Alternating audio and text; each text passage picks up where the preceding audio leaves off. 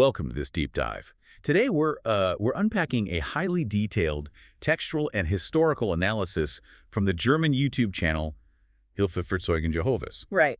And the specific focus of this analysis is the biblical identity of the 144,000 and the great crowd, based on Revelation chapter 7 and 14. Yeah. And look, since you're listening, we know you're a long-term active witness. You've got 20-plus years in. You know the theology inside and out. So we're skipping the basics. Exactly. No need to define what the Watchtower Society is or explain the established two-class system. We are jumping straight into the advanced scriptural interpretation and the historical timeline that the source presents. But before we do, we need to make our role here very clear. We are completely impartial guides to this material. Right. We're not taking theological sides, we aren't endorsing this, and we aren't challenging your personal beliefs. Our goal is just to convey and examine the comparative scriptural arguments exactly as the source material presents them. So let's just dive right in. The video starts by framing the baseline doctrine. Yeah, reviewing the official Watchtower stance on the two classes. You've got the 144,000, the little flock, who are spirit-begotten, brought into the new covenant and called to rule in heaven. And from that group comes the governing body. Right. And then you have the great crowd, the other sheep, with an earthly hope. But the source points out this massive theological friction point right out of the gate regarding justification. The two paths to salvation. Yeah. Because for the 144,000, the teaching is that they're justified by faith and the blood of Christ immediately. But for the great crowd, it's a completely different path. The source emphasizes that they don't get that direct justification. They have to survive Armageddon, work toward human perfection over the 1,000-year reign. And then they still have to pass a final test, right? Right. Revelation 20, verses 7 through 9. Exactly. Only after surviving that final test are they fully adopted as sons. So the video argues this essentially creates two fundamentally different gospels, which was constructed to solve a very specific historical math problem. The 1935 cutoff date. This was fascinating. The source asks a really simple question. Did it actually take 1,900 years to find 144,000 true Christians? Yeah, and to answer that, the video brings in the actual history of the early church. They quote Pliny the Younger, the Roman governor of Bithynia, writing to Emperor Trajan around 110 AD. Right, where he describes Christianity as an uncontrollable contagion. Yes. He complains that the temples are empty, people aren't buying sacrificial animals, and the movement is spreading through cities, villages, and the countryside. Which points to explosive growth long before Constantine. Historians estimate there were millions of Christians by the 4th century. But the real mathematical collapse, at least according to the source, comes from the WTG's own literature. Oh, the 1960 book. Yeah, Jehovah's Witnesses and the Divine Purpose. Uh. The video points out that in the year 1925 alone, there were over 90,000 memorial partakers. Over 90,000 confessing spirit-begotten anointed on a single day in 1925. So when you add those 90,000 to the millions of early Christians and the faithful martyrs of the Middle Ages, like the Waldenses or Lollards who stood firm against the Inquisition. People the Watchtower literature itself often recognizes as part of the true wheat. Right. The math just completely collapses. Yeah. The source argues a literal cap of 144,000 was exceeded centuries, if not over a millennium, before 1935. So that leads the video to a major pivot. If the 144,000 isn't a historical cap spanning 2 millennia, who are they? And the source's methodology here is to just let Revelation interpret itself. Reading the context of Revelation 6 and 7 directly, without overlaying any outside framework of what must be literal or symbolic. Exactly. Let's look at the chronology. We are at the 6th seal, cosmic signs, wrath, the sun turning black, the moon to blood. People are hiding in caves. The great day of wrath has come. Right. And right then, at the start of chapter 7, there's a pause. 4 angels are holding back the 4 winds of the earth. And an angel cries out not to harm the earth until the slaves of God are sealed on their foreheads. And then we hear the number, 144,000. And the source makes a huge textual point here.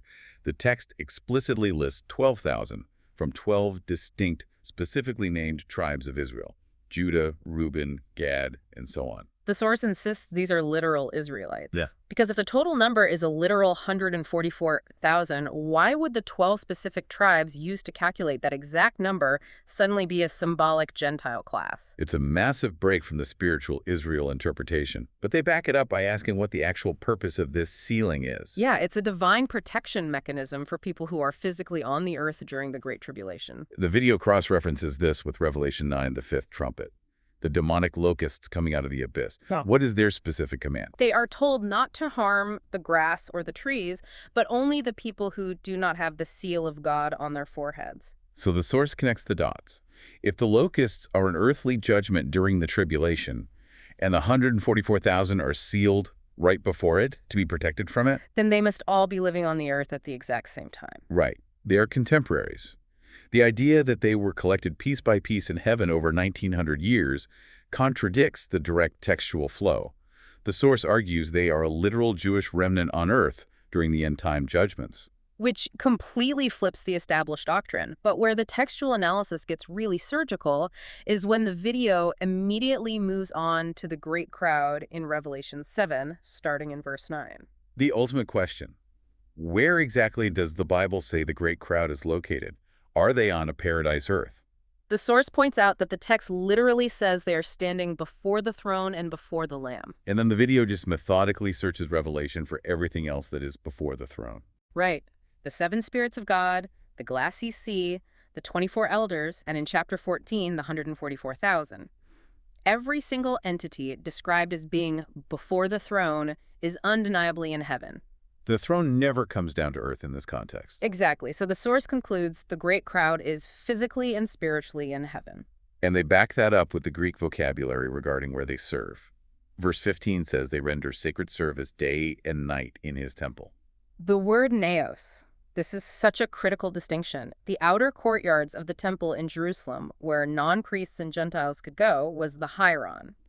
But the word used here for the great crowd is naos. The inner sanctuary. The Holy of Holies, the direct presence of God where only consecrated priests could enter. If the great crowd is serving in the naos, they cannot be an earthly class in the outer courtyards. They are in the heavenly presence of God. Which brings us right back to that friction point we started with, justification. The elder asks John who these people in the white robes are. And the answer is that they have washed their robes and made them white in the blood of the Lamb. The source argues this proves the great crowd is fully justified right now, in this moment. They are completely sinless, righteous, and redeemed by faith through Christ's blood. They don't need a 1,000-year reign to earn perfection. They don't need to pass a final test with a released Satan. They are already standing in white robes in the inner sanctuary. Both groups have reached the goal through the exact same new covenant. It's a total paradigm shift. It is, but it begs a massive theological question. If the great crowd is the redeemed Christian congregation from all nations in heaven, and the 144,000 are literal Jews sealed in the end times, how does that fit into the broader narrative of the New Testament? Why would Revelation suddenly focus back on literal Israel? the video bridges this by looking at the Apostle Paul. In Romans chapter 2, Paul establishes the divine pattern of salvation, the Jew first and also the Greek. The Israel first principle. Exactly. God hasn't forgotten his original promises to literal Israel. The source points to Romans 11, verse 25. Paul talks about a dulling of sensibilities that has happened to Israel, but it's temporary. Right. It only lasts until the full number of people of the nations has come in, meaning the great crowd. And then Paul says, all Israel will be saved. The video connects this brilliantly to Zechariah chapter 12. The future moment where God turns his attention back to the inhabitants of Jerusalem. He pours out the spirit of favor and supplication on them, and they look upon the one they pierced, and they mourn for him as for an only son. So the cohesive picture the source paints is this. The Christian congregation from all nations, the great crowd, goes to heaven before the throne. Meanwhile, during the Great Tribulation on earth, God turns back to literal Israel. He pours his spirit on them, they recognize the Messiah they pierced, and from them 144,000 are sealed, 12,000 from each of the 12 tribes. They serve as the protected faithful remnant on earth, while the trumpet judgments, like the locusts, hit the world. The sealing of the 144,000 is the prophesied spiritual awakening of literal Israel. The textual consistency there is really something to wrestle with, and it brings us to the heavy implications the video raises at the end. Because if the source is right, the two-class system doesn't scripturally exist. There is no second-class group of Christians excluded from the New Covenant. Both groups have a heavenly hope. And the gravity of that leads the video to cite Jesus' warning to the Pharisees in Matthew 23, verse 13. Woe to you, scribes and Pharisees, because you shut up the kingdom of the heavens before men. Right.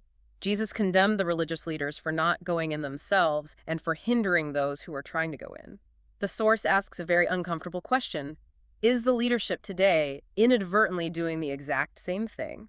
By telling millions of believers that they are other sheep who don't belong in the New Covenant, aren't anointed with Holy Spirit, and have no heavenly hope, are they shutting the kingdom of heaven to them? It's a profound challenge, and it directly attacks the structural foundation of the organization. Because the governing body derives its exclusive authority from the claim that they are the remaining remnant of the 144,000, the faithful and discreet slave. Yes.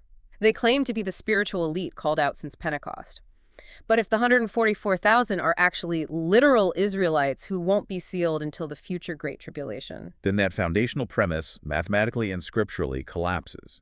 The claim to exclusive authority over worldwide Christianity loses its biblical footing under this reading of Revelation. we've covered some intense, deeply complex textual arguments today.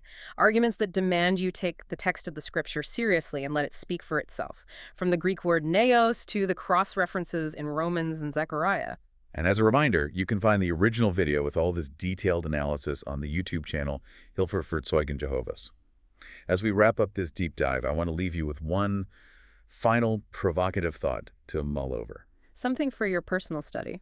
Exactly. If we follow the source's logic here, that Revelation dictates from its own context when it's speaking literally, like the math of the 12 tribes, and when it's speaking symbolically, how might applying that strict, unbiased lens change the way you read the rest of the prophecies in the New World Translation? What other established teachings might look completely different if you simply read the text for what it actually says? Here's our summary of the key takeaways from today's deep dive. The source argues the mathematical impossibility of the 144,000 being a literal historical cap, citing the explosive expansion of early Christianity documented by Roman sources and the WTT's own records showing over 90,000 memorial partakers in 1925 alone. Here is our summary of the key takeaways from today's deep dive. Based on a direct contextual reading of Revelation 7 and 9, the source asserts the 144,000 are literal Israelites. They are sealed as contemporaries during the end times to be protected on earth from tribulation judgments, rather than being gathered to heaven over 1900 years. Here is our summary of the key takeaways from today's deep dive. Textual analysis explicitly places the great crowd in heaven. They stand before the throne and serve in the naos, the inner spiritual temple. Because they have washed their robes in the blood of the Lamb, the source argues they are already fully justified and sinless today, without needing a 1,000-year reign to prove themselves. Here is our summary of the key takeaways from today's deep dive. The theological implication is severe. The source suggests the leadership may be inadvertently withholding the new covenant from millions of believers. Furthermore, identifying the 144,000 as a future literal Jewish group challenges the foundational premise that the governing body is their remnant, thereby removing their biblical claim as the exclusive, faithful, and discreet slave.